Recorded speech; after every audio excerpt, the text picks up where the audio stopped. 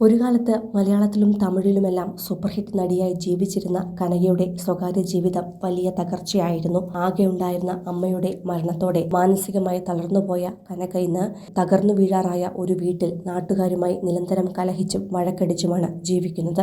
അപൂർവമായിട്ടാണ് വീട്ടിൽ നിന്ന് പോലും പുറത്തിറങ്ങാറുള്ളത്. ഇപ്പോഴിതാ ചെന്നൈയിലെ ഷോപ്പിംഗ് കോംപ്ലക്സിലെത്തിയ നടിയുടെ ഏറ്റവും പുതിയ ചിത്രങ്ങളാണ് ആരാധകരെ തേടിയെത്തിയിരിക്കുന്നത്. കണ്ടാൽ പോലും തിരിച്ചറിയാൻ സാധിക്കാത്ത വിധത്തിൽ നടിയുടെ രൂപവും വേഷവുമെല്ലാം മാറിക്കഴിഞ്ഞുവെന്ന് ഇതിൽ നിന്നും വ്യക്തമാണ്.